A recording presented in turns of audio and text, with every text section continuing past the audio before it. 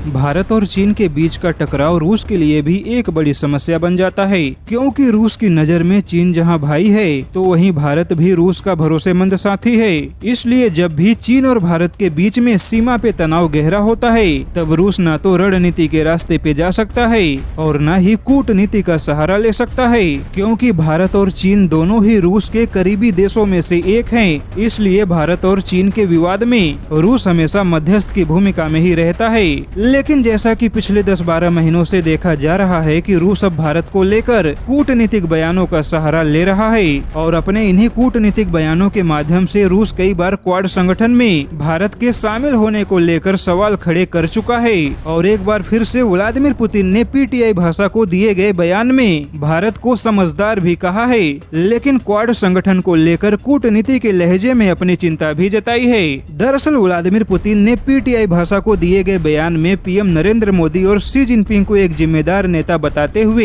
भारत और चीन के क्षमताओं पे भरोसा दिखाया है। पुतिन ने कहा है कि पीएम मोदी और शी जिनपिंग किसी भी मुद्दे को सुलझाने की क्षमता रखते हैं, लेकिन व्लादिमीर पुतिन ने यह भी कहा है कि भारत और चीन के किसी भी मुद्दे पर किसी अन्य ताकत को दखल अंदाजी नहीं करनी चाहिए। ऐसे में पुतिन का यह बयान कहीं न कहीं अमेरिका को निशाना बनाकर दिया गया है। लेकिन पुतिन ने यह भी कहा है कि कोई भी साझेदारी या फिर कोई भी समझौता किसी एक के खिलाफ एकजुट होने के मकसद से नहीं होना चाहिए। अब ऐसे में अगर कूटनीति की भाषा में व्लादिमीर पुतिन के बयानों का मतलब निकाला जाए तो एक बार फिर से व्लादिमीर पुतिन ने चीन के समर्थन में क्वाड संगठन की साझेदारी को निशाना बनाया है। व्लादिमीर पुतिन कहना चाहते हैं कि किसी एक देश के विरुद्ध यानी कि चीन के खिलाफ बाकी देशों का एकजुट होना ठीक नहीं है। वहीं व्लादिमीर पुतिन ने यह भी संकेत दिया है कि भारत पर भरोसा तो है, लेकिन क्वाड संगठन के सबसे ताकतवर देश यानी कि अमेरिका की नीतियों पे भरोसा नहीं है। हालांकि व्लादिमीर पुतिन ने जोर देते हुए कहा है कि रूस के साथ भारत के संबंधों में और चीन के साथ रूस के संबंधों में कोई विरोधाभास नहीं है,